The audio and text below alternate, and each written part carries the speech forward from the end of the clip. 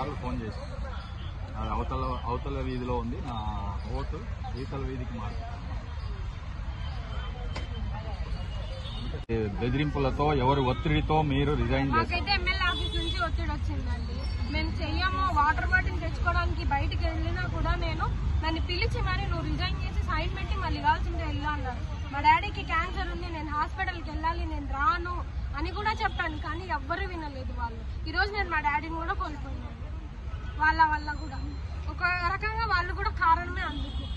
అదే ఈ రోజు నేను మా డాడీని అక్కడ ఉండి నేను చూసుకోనంటే మా డాడీ నాకు ఉండేవాడు కదా. ఇప్పుడు నెక్స్ట్ మన గవర్నమెంటే ఖచ్చితంగా వస్తుంది. మేము ఖచ్చితంగా మిమ్మల్ని తీసుకుంటాం. మీరు రిజైన్ చేయండి. ఒకవేళ మీరు చేయలేదో 31వ తేదీకి ప్రతి ఒక్కరూ వెళ్ళిపోతారు. మీరైతే వాళ్ళు ఉంటారు మేము పోతాము అని మీరు అపోహలో ఉండద్దండి. ప్రతి ఒక్కరిని మేము తీసేస్తాము. మిమ్మల్ని అయితే ఉంచుతాము అని మేము కూడా చెప్పాము.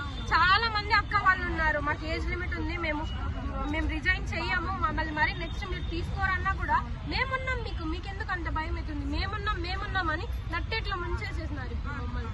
ఇప్పుడు చాలా ఫ్యామిలీస్ ఉన్నాయి, అందరూ బీద కుటుంబం నుంచి వచ్చిన వాళ్ళే, ఏదో ఒక పని చేసుకుని బతికిన వాళ్ళే. 5,000కి వీళ్ళు జాబ్ చేస్తున్నారు, ఇది పని చేస్తున్నారు అంటే వాళ్ళే ఇంకా లెక్కలోకి తీసుకోవాలి. ఏ పరిస్థితుల్లో ఉండి వాళ్ళు జాబ్ చేస్తున్నారు.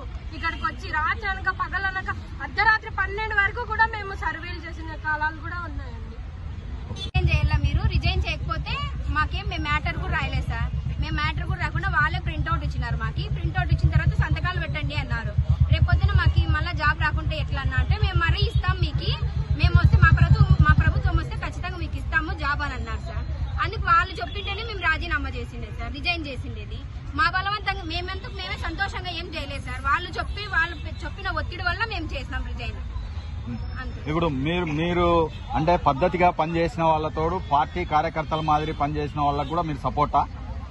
మేము ఏ పార్టీకి సపోర్ట్ లేదు సార్.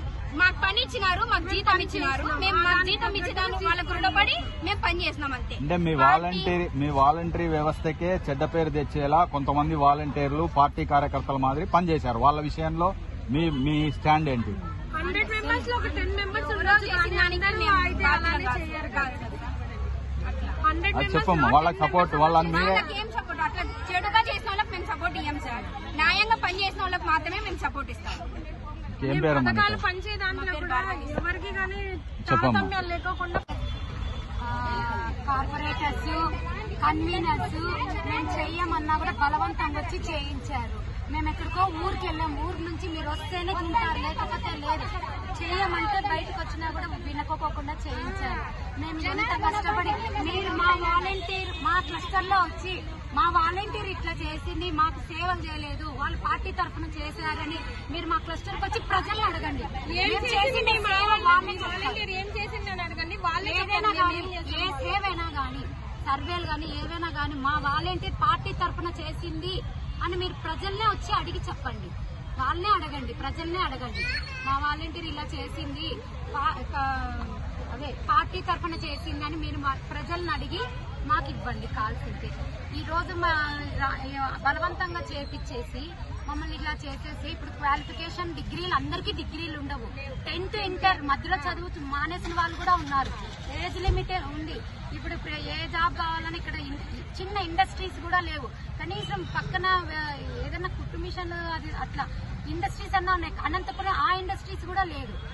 ఒకవేళ ఇంటర్ చదువుకున్న వాళ్ళు కానీ 10th చదివిన వాళ్ళు ఇండస్ట్రీస్ అన్నా ఉంటే అయ్యో కుట్టు మిషన్ కదా 10th క్లాస్ క్వాలిఫికేషన్ తో పోవచ్చు అనుకోవచ్చు. అది లేదు. ఇప్పుడు ఇంటర్ 10th చదివిన వాళ్ళ పరిస్థితి ఏమి? ఏజ్ లిమిట్ 30 లోపల పెట్టారు.